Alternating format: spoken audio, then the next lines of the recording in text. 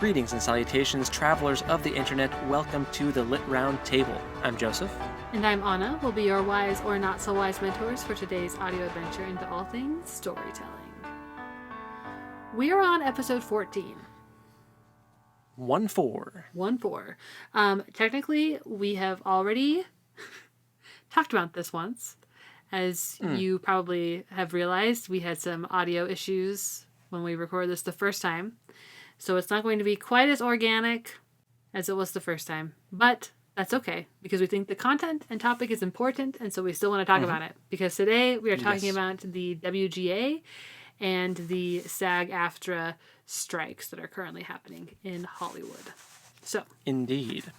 But before we get into all that, Joseph, what do we have going on over on our Patreon?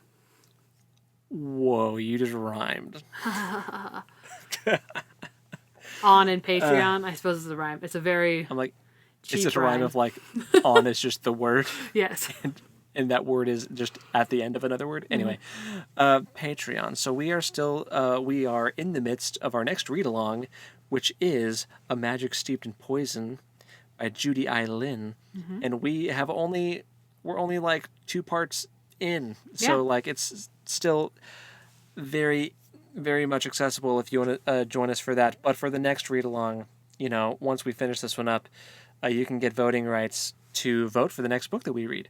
And you can also get access to some bonus content if you so choose to give the maximum amount on our Patreon. Which we just recorded this month's bonus episode where we talked about Der Struwwelpeter, which is a collection of German fables and cautionary tales. Very interesting. Stories we kind of grew up with. So it's a fun conversation. Sure. Yeah, man. Cool. So go check out our Patreon if you're interested in getting some bonus content or in having voting access for the next read-along that we do. Yeah. But, yeah. Cool. So I guess for now, though, educate me and the peeps. Okay, I will do so. So in, let's see, when did the WGA strike start? It's been a while ago now. Yeah, it's been a while. Well, it's been a few months. This is March 17th. The 2023 pattern of demands was approved by WGA members, but I don't know if that meant that that's when they went on strike or if that's when they made their demands at first, which then were not entertained, and so then they went on strike. Basically, so the WGA is the Writers Guild of America. So these are writers on TV and movie productions. I don't know if it crosses over into like playwriting. Like, I don't know if Broadway is impacted by this at all or not. I didn't even think about that. Yeah, like theater. My guess is not. I'm guessing that live theater has a different union. Yeah. But a main issue that they're having in Hollywood in general is like the issue of residuals. So it used to be that writers would be on sets helping with rewrites, and that's not happening as much anymore. With the dawning of the streaming era, they're not getting any like residuals on episodes that are streamed on Netflix or HBO or any of the major streaming platforms that you can think of. Whereas like when it was on cable TV and you'd get reruns, they'd get kickback for the reruns. This is a similar thing that the actors are also protesting in the SAG-AFTRA strike. Yeah. So really this has been kind of kicked off by streaming services and how that has changed the game pretty dramatically. For sure. And then the other factor would be the development and use of AI. So writers are saying you shouldn't be using AI to write. You should be using us, which like we had a whole episode on this earlier this year. Yeah, we did. And like our firm stance is let the humans do the creative stuff and let the AI do the boring stuff that people don't want to do. Yeah. But so that's the WGA. Mm-hmm. And so then, like a month or two later, SAG-AFTRA, which is the, let's see, I used, when I did this the first time, I had the acronyms written out so that I would be able to tell you what the acronym stood for. So like Screen Actors Guild. Yes. Screen Actors Guild, and then I'm not sure what the AFTRA is. I don't think you knew what the after was the first time we recorded. Maybe this I either. didn't. That's funny. Yeah, I remember. I remember you saying you didn't have it in front of you, but Screen Actors Guild. But so they were in negotiations with the AMPT, which is the Alliance of Motion Pictures and Television Producers. There's another P on the end of that. AMPTP. Mm-hmm. They were in negotiations, and then it became pretty clear that they were not negotiating in good faith. So they went on strike. You'd think that they would like actually negotiate in good faith, since WGA just went on strike. So it's like, weird. Except, we've had like news stories come out saying that there have been CEOs of some of these major streaming services say that they're just going to starve the writers out. Eventually, they won't have enough money, and they'll be hungry enough to come back. Which is pretty terrible. Yeah, it's scummy. Scumbag behavior. Yep, 100%. Especially when like these CEOs and shareholders are making crazy amounts of money. Like amounts of money that don't even make sense. Yeah. The disparity between like the wages of the CEOs versus the lowest paid employee in their companies is pretty insane. Right. So you see a lot of discourse about like, well, why are the writers and actors, there's so much money in Hollywood. Why are they going on strike? Aren't they getting paid enough? And it's like, This is not about your A-list actors. This isn't about your Tom Cruises and Tom Hanks and, these big names. This is about the background actors, the guest stars, and like the people that have small roles but are important roles because the stories don't make sense without them. Because they're not getting paid enough and not being treated very well. Yeah. So just like with the writers, where they used to be really on set and prevalent throughout the entire production, they're being cut out of the process, which I think you can see is having an impact on storytelling. For sure. So, if you think about how, like, we used to watch the Lord of the Rings production, like behind the scenes stuff from the DVDs, and they were like putting rewrites out all the time. Every day, those actors were getting new rewrites, and then they'd get rewrites on the set, like because the writers were there. So it's crazy to think that some productions aren't getting that level of care in their storytelling. I feel like you're right, though. I feel like it is having an effect on storytelling. I feel like a lot of studios are kind of approaching things from a quantity over quality. For sure. They're just pumping out as much content as they can. Right. And they don't really care as much about the quality of that product. They just want it to get out there and to be consumed.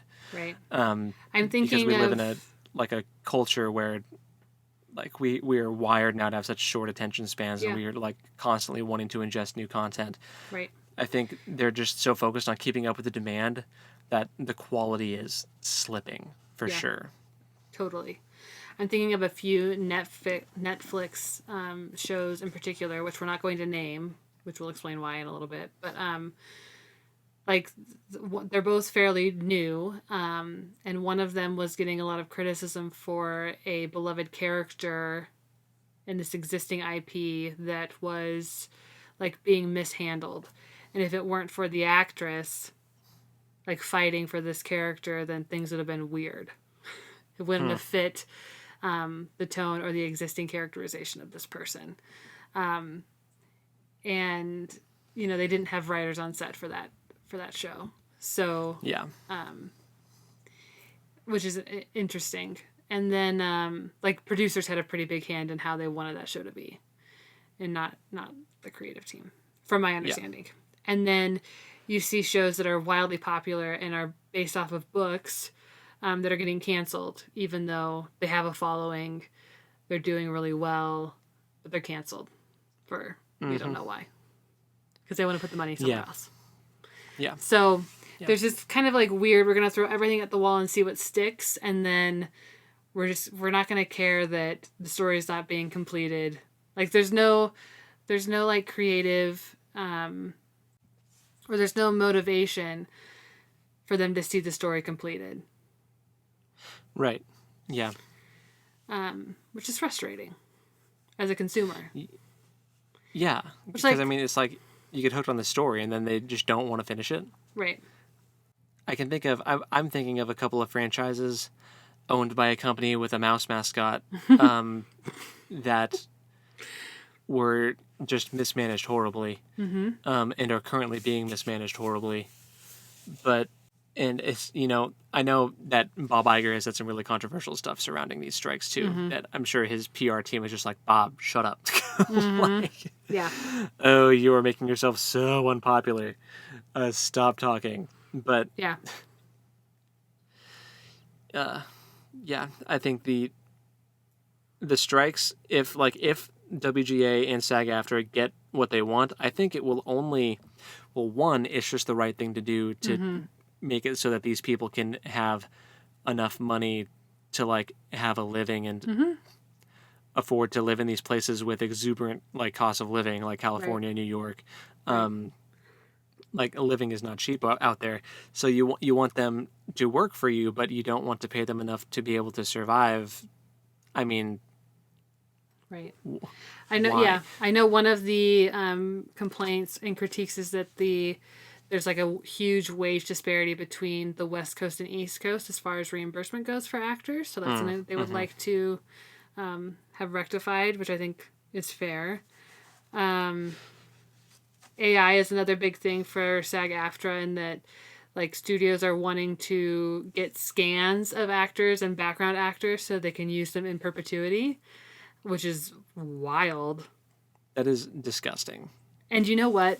When we talked about recasting characters and we talked about Tarkin in Star Wars, and which I know, and Princess Leia, we assumed, and I think incorrectly, that those families or their estates were getting paid for their images being used, even though they're gone.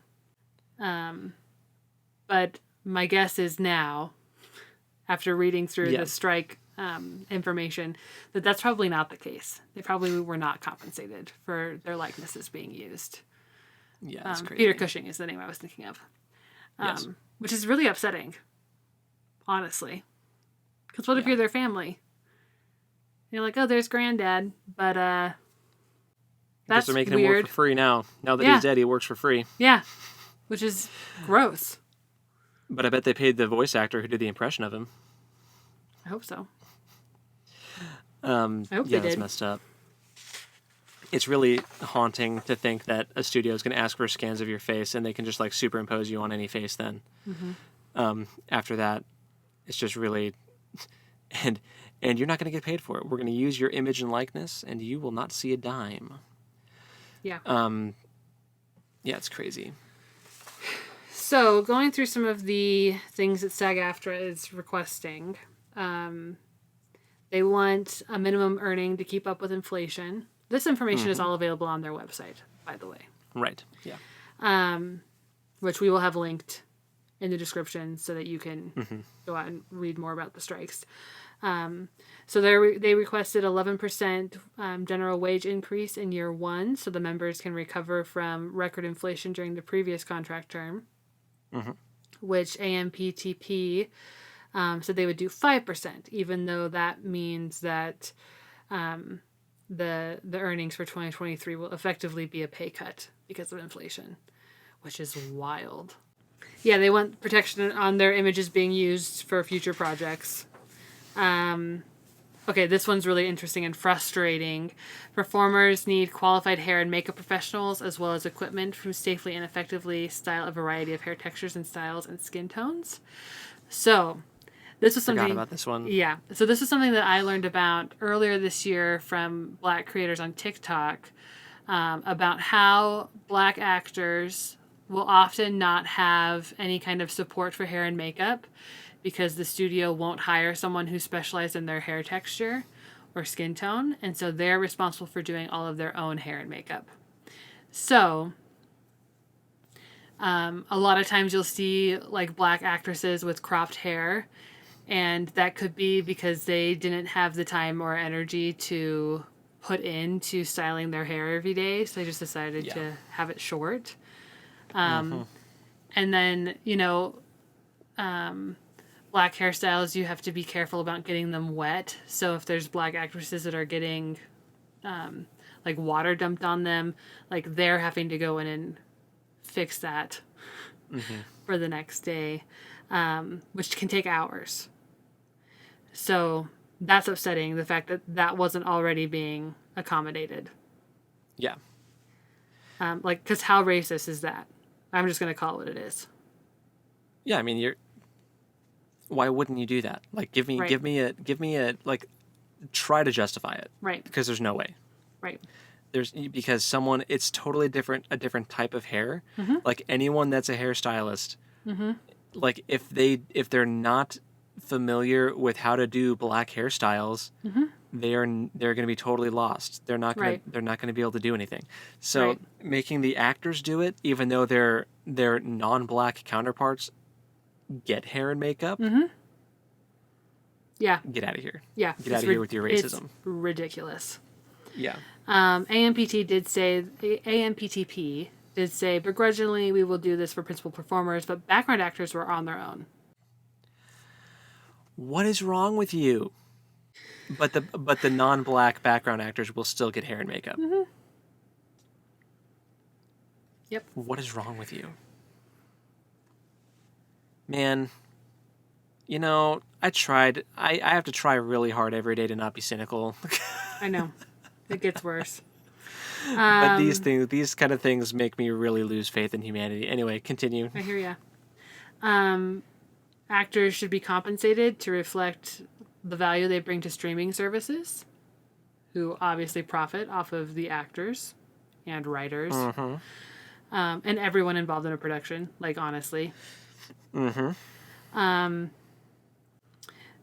Health insurance and retirement funds for actors, which is not something I'd even thought about, but, like, yeah. Principal performers need to be able to work during hiatus and not be held captive by employers. I didn't realize that was a thing. That, like, if they were on a big project, which kind of makes sense when we think of Ashley Johnson and some of the work she was doing. But, and principal performers need to be reimbursed for relocation expenses when they're employed away from home, which, again, I thought was already a thing. Apparently not. Yeah. Like, I've never worked for a company where they're like, I need you to go to this other place, but I'm not going to pay you for the mileage. You have to drive yourself there. Right. Like, and you have to eat the mileage costs, but you have to do it. Right. Crazy. Like, bizarre. Totally crazy. Yeah. Anyway. It makes me think, like, how did it get this? How did they go for this long? I don't know. Without striking before. Yeah. Also, lots of, like, information about breaks, scheduling breaks so that they're not working ridiculous hours. Which most states have laws in place where you have to offer breaks to employees if they're working, like, more than if you're working 5 hours or more, you have to take a 30-minute break. Like, I don't know if that's just something they don't have to do with these guys because of, like, their contracts or something, but it seems crazy that wouldn't already be something that's been solved at, like, the legislative level. Yeah. Some of this is bizarre. And then there's, like, a whole thing about basic respect and fairness. Which, again, all seems like real common sense level stuff. Oh, wait. The other huge thing is that studios will be late to pay actors. And they have fines. They get fined for not paying them. And SAG-AFTRA is saying increased liquidated damages due to unacceptable trend of egregiously late payments. And their response was rejected, though they admit that their companies consistently pay late. They have stated that they will still not pay on time, even with increased penalties. In what world is an employer allowed to say, you're going to come do this job for me, and I'm going to pay you? I'll pay you in 2 months. I'll pay you when I decide to. Right. You know. Like, no, get a payroll lady, man. Or a payroll man. Get a payroll person and have them do payroll. Yeah. Like, that's I would be so curious just to, like, try to hear any of these people justify their actions. Like, I want you to explain to me why you can't pay people on time, because that is an expectation of, like, every other industry in the world. Mm-hmm. Is that you pay your, like, at least, okay, every other industry in the country, you pay your people on time. Mm-hmm. Why won't you? Explain it to me. Explain why black actors can't have hair and makeup. Yeah. Explain why we can't have breaks. Right? Like, why no lunch like, breaks? What? Because, like, surely you guys must hear how just evil you sound. Like, surely you must hear yourselves. So I'm just like, I want to know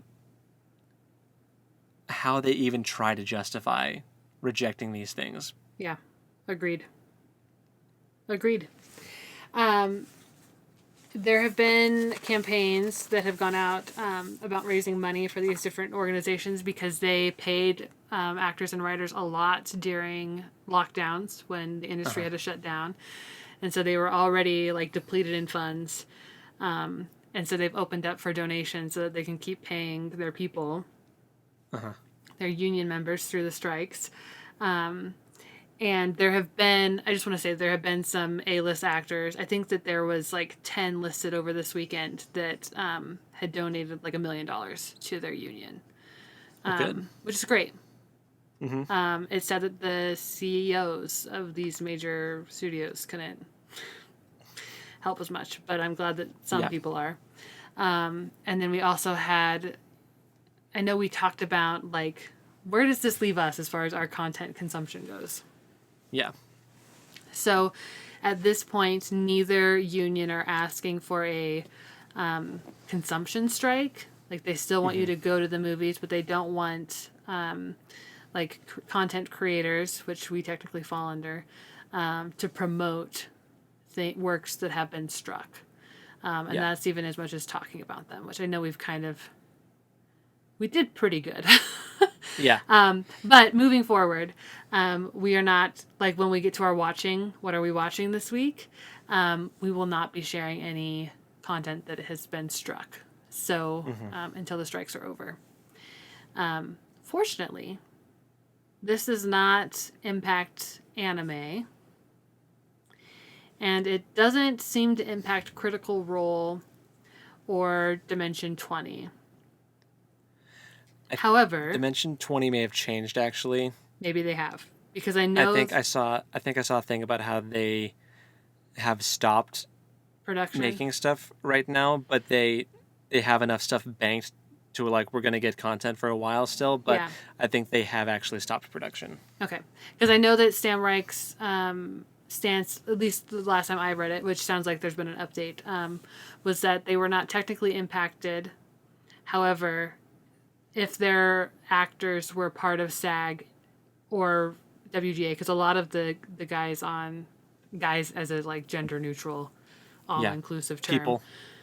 A lot of their people are also writers on shows. Not necessarily Dimension 20, but, like, other shows. And so if they wanted to strike, they were more than welcome to do so without their job at Dropout being in jeopardy. So, yeah, which is great. And then he also made a donation to the SAG-AFTRA union. So Good for Sam Reich. yes, bonus points for that dude for sure. So that being said, just be prepared that we are making that choice to stand in solidarity with SAG-AFTRA and the WGA and their striking. Also, Says you, let's talk about the Barbie movie. No, I'm just kidding. No. I mean, we definitely have stuff that we're watching that we want to talk about. So once the strikes are over, just you watch out. Yeah. But we are going to respect the strikes Yes. to the best of our abilities. Also, we should talk about not crossing the picket lines. Oh, yeah. So this is a prime scab. time, yes, for studios to reach out to little content creators, little meaning like not in the union, content creators, and to get them to do either writing or acting for them because there's a void that they're trying to fill. And that seriously puts you in jeopardy of ever being in the union. So don't be a scab. Don't cross the picket line. It's not worth it. So, and there have been some like pretty big actors that have come out. Pretty big is maybe relative. Saying that they're not in support of the strike, which I just think is the dumbest thing I've ever heard in my life. But I mean, there's also been a lot of actors that have come out in support, like Sean Astin, Bryan Cranston. There's like a ton of them. Oh, I would say the majority because they're in the union. Yeah. But yeah, there's. So anyway, that's what to expect from us. We look forward to the day when we can talk about these things. We also look forward to the day when creatives can get paid what they deserve to be paid and be taken care of the way they should be. Yep.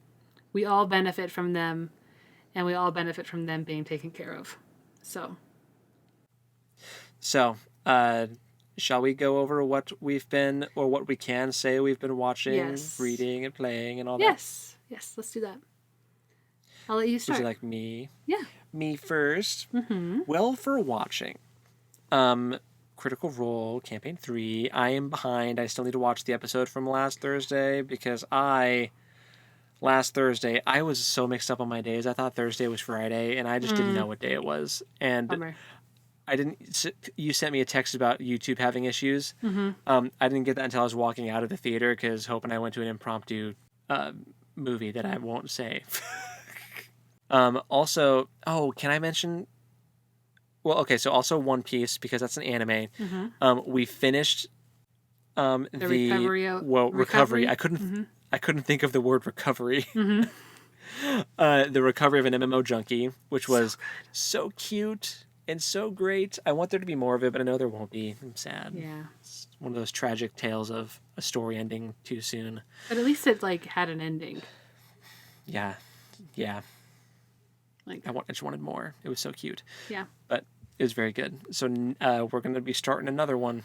We'll see what it is. I think it's going to be Tokyo Ghoul. Cool. So, that's pretty much the watching, because I don't think there's one thing that I have been watching that I'm like caught up now on Hulu, but I don't know if I can talk about it, so I won't. Okay, so that's pretty much it for watching then. For reading, we are reading A Magic Steeped in Poison for the read-along. I've also been listening to the audiobook for The Nine Eyes of Lucien, the Critical Role book. I don't know if I talked about this in the last one, the time before that. The voice acting is by, it's read by Robbie Damon, our boy Robbie, but also other cast members do voices in it too, like Matt Mercer does Lucien's voice, and like a bunch of them come in and do other like character voices and stuff too, so it's really cool. Cool. You know, it's convenient to have a cast full of voice actors. For sure. So that's been good. Those are pretty much the things I've been reading. I have some catching up to do on some other things, but I haven't actually read them since last time, so I won't mention them. But for playing, still playing Tears of the Kingdom, still playing D&D, which I know that Hope texted you yesterday, didn't she? About she did. there may have been a run-in with a four-armed troll. Oh, she didn't tell me what the run-in was with, just that it was brutal. We are still in a run-in with a four-armed troll. We had to call it quits before finishing the fight. But yeah, she got just totally stomped into the dirt by this troll, just mercilessly. Sarah, our DM, rolled incredibly in that it's got 4 arms and a mouth, so it attacks 5 times. Fair. And it just pummeled Hope's character. But I finally got to use a revive spell, so I brought her back. Nice. That's great. Yeah, that was a roller coaster of a night. Yeah. But no, she texted me and she was like, Joseph might be able to save me, but it just depends on if he doesn't get killed first. Yeah, it was dire straits. Mm-hmm. Sam saved our lives with a certain, like, he threw a potion thing at the bad guys that, like, made them run away or sometimes fight each other. Like, it did something weird. Okay. And we didn't actually know what the potions did until that moment, but that literally, I have, like, no doubt in my mind it was going to be a TPK or, like, several people dying and others running away. So is this just Sarah's way of saying, I don't want to play with you guys anymore? Or no, just kidding. Right? Just kidding. I'm tired of DMing. No, this was us accidentally triggering 2 different encounters that were supposed to be separate simultaneously. Oh, gosh. That stinks. Yes. Yes, it does. But anyway, still playing that. There's something else I feel like I'm forgetting as far as playing goes. But it's okay. If I come to it later, I can bring it up. But I think that's about it for me. Nice. So for me watching the Recovering MMO Junkie show, which I think I had got the title wrong, but it's close. Yeah. So if you go looking for it, you should find it with that. Everything Joseph said. Mm-hmm. It's cute. The art's fun. It's lighthearted. It's great. Candela Obscura. I'm going to get caught up. Critical Role Campaign 3. Dimension 20. A Crown of Candy. Oh my goodness. Oh my gosh. I thought I was on the last episode, and I was like, there's no way they're going to wrap this up in like 10 minutes. It was not the last episode. Oh, good. There's like a ton more episodes. Which is good. Because I was like, no way are they going to end it here. Stress. And I'm going to put so the Worlds Beyond Number podcast that I've been still listening to it. Still very good. Highly recommend. Reading, boy, I've got a list for you. But it's because they're mostly children's books. So just bear with me. Rapid fire. Here we go. Okay. Magic Steeped in Poison. Yep. We know we were reading that. I'm reading Show Me a Sign again by Anne Claire Lazat because I'm reading it for book club. I read that in class last semester, and so I'm reading it again. It's still very good. So, still recommend. It's a middle grade fiction. I checked out The Skull by John Klassen, which is it's a children's book. It's longer, but still like, it's very illustrated, not a lot of words on the page, but it's like a thicker book. Mm-hmm. It's creepy, it's spooky. It's like little kid horror. Is it giving Coraline? Is that... Not quite. No, like it's not like that. Like that's it's a story, but I'm talking like the words on the page are big. There's not a lot of them. Coraline is like a novel. This is not a novel. I see. Okay. Yeah. And I don't think it's that creepy, and it's not that deep. Because it's a kid's book. Okay. But so I was interested because it came up in an article that I saw about why kids need like horror books, basically. Like why do kids need scary books? And I love his art style. Because he did the art for Sam and Dave Dig a Hole, which I know I've read to Hope. I'm pretty sure I've read it to you, which is like one of my favorite kids books, kids picture books. So I love his art style, and the skull is fun and creepy, but in a good way. Very good. This little girl runs away from home, and she finds a castle that is the home of a skull. And the skull runs around every night trying to avoid a skeleton that won't leave him alone. And so the little girl takes care of the skeleton for him. That's the gist. I'm not going to tell you how she takes care of the skeleton for him, but oh my gosh. By putting the skull on top of it and making it a whole... Okay. No. Okay, so then for other picture books that I read, Our Little Kitchen by Jillian Tamaki is a cute story about a community like food kitchen. Mm-hmm. Super diverse characters, all shapes and sizes, orientations, like super wonderful. So if you're looking for a book about food insecurity for kids, this would also be a good one. Mm-hmm. The next 3 I checked out because I was looking for some like body fat positive children's books. So I got Frances Discovers Possible by Ashley Latimer, Beautifully Me by Nabella Noor, and that one is so pretty. That one, the little girl is observing like all of her family members, and her mom is like putting her sari on, and she makes a comment about how big her tummy is, and then her older sister comes to breakfast and doesn't want to eat what grandma made because she's on a diet now so that she can fit in her prom dress. And then dad makes a comment about his big belly being bad, and then she goes to school, and like it's this whole thing. And then she comes home, and at supper, she doesn't want to eat supper because she wants to go on a diet because being fat is bad. And, like, the family has to, like, reconcile and be like, oh, we screwed that up. That's our bad. Like, that's not cool. You're just a kid. So that one's really good, and the art is beautiful. And then Big, Bold, Beautiful Me by Jane Nolan and Madison Semple Piat is also in this. I mean, I specifically was looking for these books for this reason. Right. And there's like 4 characters in that one, and they all have different things that like makes them unique, and they celebrate that uniqueness, and it's very positive and like heartwarming. It's great. And then, this is not a children's book. I've also started reading Cloud Atlas by David Mitchell, which I'm going to describe as speculative fiction. Okay. But it was recommended to me by a friend. It's one of their favorite novels. And so, and they've talked about it a lot. And I was like, you know what? I'm going to read that so that I know what they're talking about. So we can enjoy it together. So yeah, that's what I've been reading.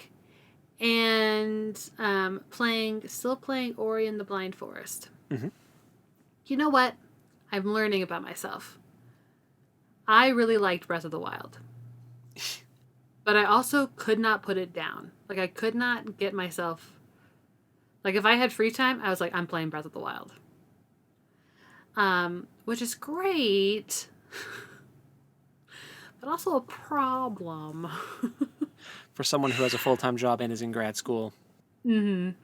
And has, like, side gigs and does a podcast and all kinds of stuff. But Ori... It's the multi-level platformer thing, you know? And there's a story, but it's not like... I don't know. It's just very different. You can't just, like, run around and find things to do. Yeah. You have to do the thing in order. Yeah. So I don't find I still enjoy playing it, and I still, like, pick it up, and I'm like, oh, yeah, I want to play Ori. But I'm not like, oh, my gosh, I've got 5 minutes. I'm going to play Ori. Yeah. And, I mean, Tears of the Kingdom is... Oh, or sorry, Breath of the Wild. Also, they're both just a masterclass in like open world gaming, and open world gaming is a specific genre of gaming. Yeah. That you obviously enjoy, but then switching from that to like a linear storytelling type thing is very different. But I'm saying that I as much as I love Breath of the Wild, when classes start back up, I'm going to have to be careful about not picking one of those kinds of games again. Right. Yeah. You know, like I have to be strategic about the kind of game I'm playing while I'm trying to do classes. Yeah. There's lots of games out there. So, anyway, that's what I got. Cool. Very good. Well, that's the SAG-AFTRA and WGA strikes. Mm-hmm. Stand with solidarity. Yep. Absolutely. Mm-hmm. Cool. Well, I guess tune in next week for the next episode of the read-along for Magic Steeped in Poison. Check out our Patreon if you would like voting rights for the next book we decide to read, and you can also do the top tier. It's just $10 for the top tier, $5 for the voting rights. But if you want some bonus content where we put out a little extra bonus video every month, you can subscribe to that $10 tier also. So yeah. I guess until next time, go read something cool. Is that our normal sign off for the? Or is Yeah, that the because read along? for the read-alongs, I do happy reading. Okay. Yeah. And we'll talk to you next time. Later. Bye.